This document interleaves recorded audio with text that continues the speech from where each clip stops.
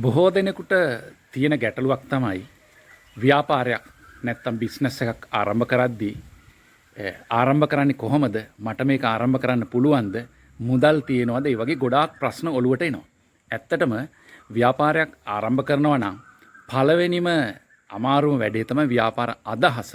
ව්‍යාපාර අදහස ඔබට සිතුවිල්ල ආවනම් ව්‍යාපාරේ ආරම්භ කරන්න. ආරම්භ කරද්දී බොහෝ ප්‍රශ්න එනවා. ඒ කිසිම ප්‍රශ්නයක් හිතන්න එපා.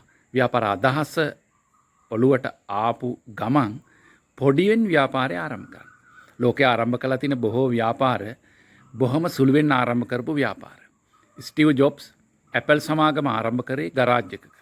නවලෝක ව්‍යාපාරයේ නවලෝක රෝහල ලංකාවේ පළවෙනි පෞද්ගලික රෝහල අදටත් තියෙන විධිමත්ම පෞද්ගලික රෝහල ආරම්භ කරේ නවලෝක මුදලාලි සැත්කමකට ඉන්දියාවේ ගිහිල්ලා සැත්කමට භාජන වෙන්න කලින් සිටින මොහොතේ ආවා මම ලංකාවට ගිහිල්ලා මේ වගේ රෝහලක් ආරම්භ කරනවා. ඉඩමක් තිබෙත් නැහැ. හැබැයි යම්කිසි ව්‍යාපාර ලෝකේ ජයගෙන යම්කිසි තත්වයකට ඇවිල්ලා තිබ්බේ.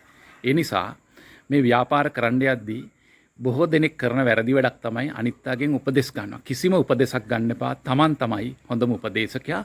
Tamanට පුළුවන් ආකාරයට පුළුවන් විදිහට බොහොම සුළුවෙන් ව්‍යාපාරය ආරම්භ කරන්න. ව්‍යාපාරයක් ආරම්භ කිරීම තමයි ඔබට ජයග්‍රහණය කිරීමට තියෙන හොඳම ගමන් මඟ. ඒ නිසා ඔබගේ සිතුවිල්ල තමයි අමාරුම දේ. සිතුවිල්ල ක්‍රියාත්මක කිරීමේදී අපිට බොහෝ ප්‍රශ්න තියෙන්න පුළුවන්. ආර්ථික ප්‍රශ්න තියෙන්න පුළුවන්, රජයේ ප්‍රශ්න තියෙන්න පුළුවන්, රැකියා ප්‍රශ්න තියෙන්න පුළුවන්. මේ මොන ප්‍රශ්නේ ආවත් ඔබ ඔබගේ ව්‍යාපාරය ආරම්භ කිරීමේ පියවර ගන්න.